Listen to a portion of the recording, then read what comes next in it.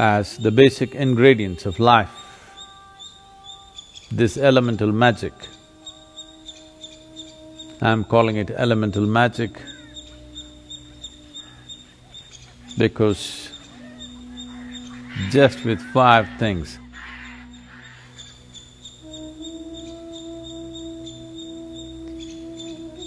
not 5 million, just 5 things. With 5 things, too much has been done. With 5 things, what is presenting itself as cosmos, what is presenting itself as life, what is presenting itself as everything that we can see, hear, smell, taste and touch, is well beyond the permutations and combinations that we can think of. If something goes beyond the permutations and combinations, then it's no more mathematic, it is magic. So this elemental magic, to master this elemental magic is the most fundamental dimension of yoga. Essentially, when people want to be physically robust, then earth would be important. But for one who is on the spiritual path, one who wants to perceive, the most important thing is Akash. Why Akash becomes most important is, in the making of this human form, 72% of water, 12% of earth, 6% of air, 4% of fire is largely determined. The rest is Akash. When we said rest, we did not mean 6%, we said rest. Now, if you increase the proportion of Akash within the system, if you increase the proportion of Akash in the larger scape of who we are, then our ability to perceive is tremendously enhanced. If this proportion remains low or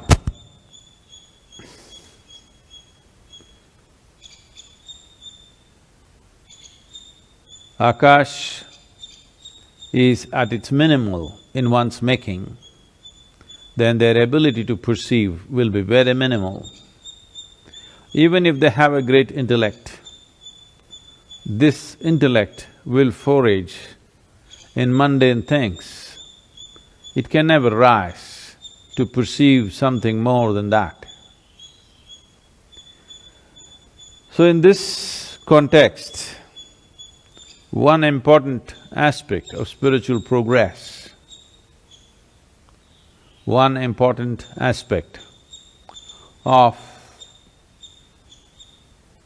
Vigyan or Vishesh Gyan, if one wants to perceive beyond 5 senses, if one wants to perceive that which is not physical in nature, if one wants to extend his antenna to larger dimensions of life,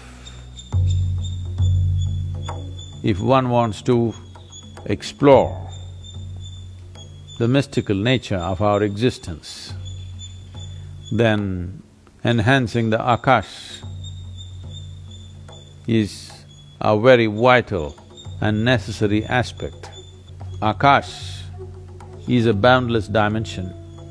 When the composition of Akash is enhanced, then boundlessness becomes the nature of one's being. If not boundlessness, at least a boundary that you cannot see and feel. This gives the individual person a great sense of freedom, a great sense of not being tied down to anything. This lack of bondage within oneself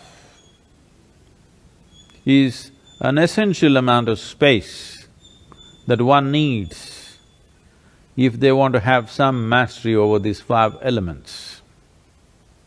This goes for human system also. To keep the system well, to keep the system in an efficient and effective mode, but not being identified with it, is a very important or the very important step one has to take if one has to have mastery over elements. Once there is a certain amount of mastery over the 5 elements, one will find there is no such thing as what is inward and what is outward, because elements don't respect your boundaries. To put it in the simplest form, as you sit here, you breathe. The air does not respect your boundary, it is constantly in and out. This is not just air, this is happening with everything. The food that you eat and whatever substance we relieve ourselves of and everything else is in constant transaction, or the elements do not respect the boundaries of your body. The boundaries of your body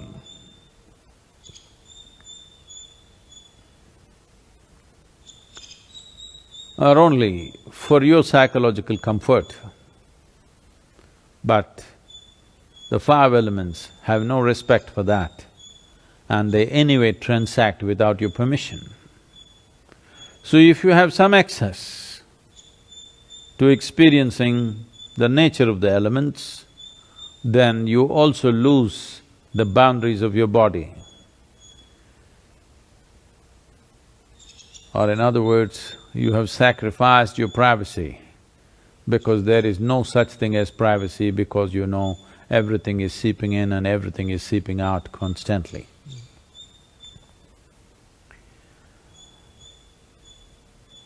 When one wants to gain mastery, one of the things that are commonly done is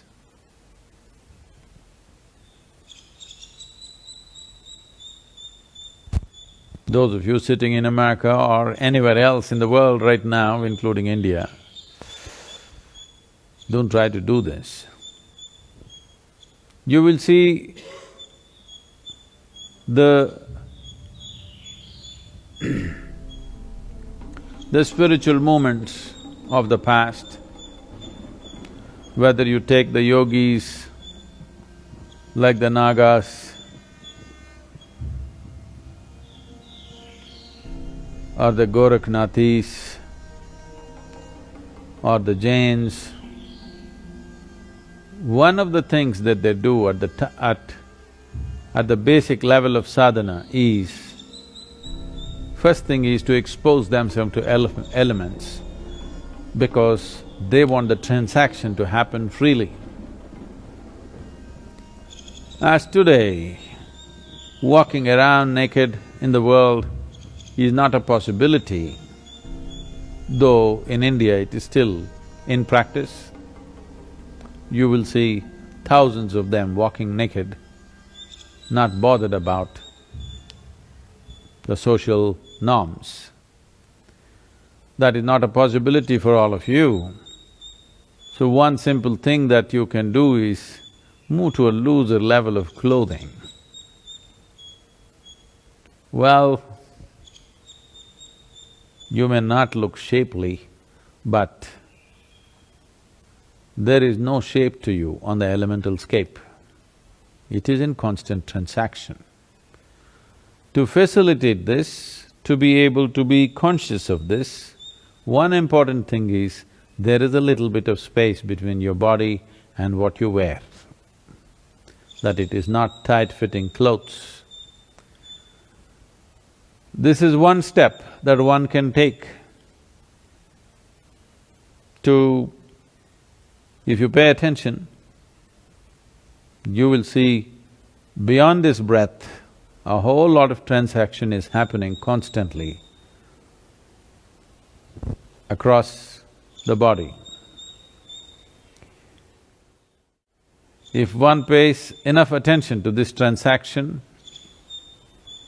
then one will also slowly understand the nature and the composition of the elements within us,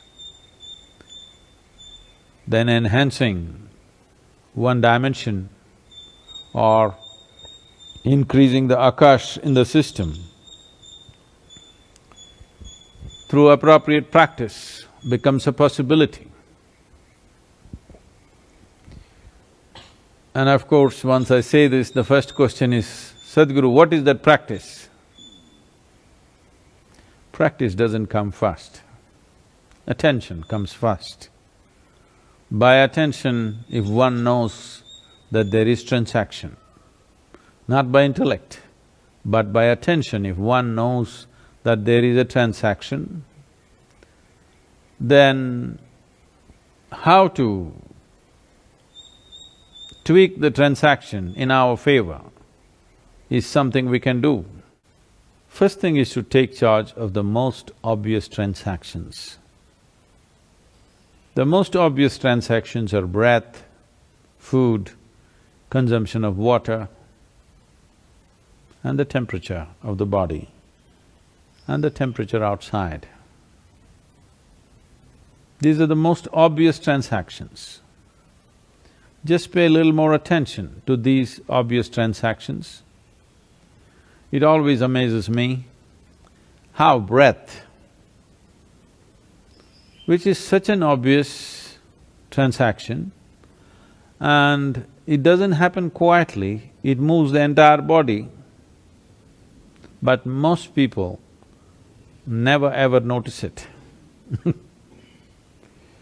If you can't notice your breath, how to notice anything subtler than that? Because breath is a noisy activity, it is happening. If you bring attention to these things, how you eat, how you drink, how you breathe, how you touch everything that you touch, you will see the experience of life will rise to a completely different level. These simple things most human beings are not doing. They're gulping down what they eat and drink, they breathe completely unconsciously, they touch anything and everything without knowing what they're touching or feeling it. Largely it's happening like this for most people. If you bring awareness to that, if you bring… let me not even use the word awareness because it means many things to many people, bring more attention to that. If you are far more attentive to these things, then without slowing down anything, this is important. Because people think that when you're breathing, you should not be doing anything else, just you must be breathing. When you're eating, you must be eating, when you're drinking, you must be drinking. No, that is the beauty of being human, that we have a cerebral capability of conducting complex activity within us and still be able to pay attention. It is like you're driving and you can still have a conversation with somebody. So two levels of attention are happening, just like this. You could be doing whatever you're doing, but pay attention to the breath. Breath is one thing that is always happening, so you can pay attention to that. You can also pay attention to the food that you eat and water that you drink. Let it not happen all the time. So the possibility of knowing dimensions of the beyond, the possibility of dipping into the mystical nature of the existence is very much rooted in the elemental composition of who we are. Bringing about a transformation in this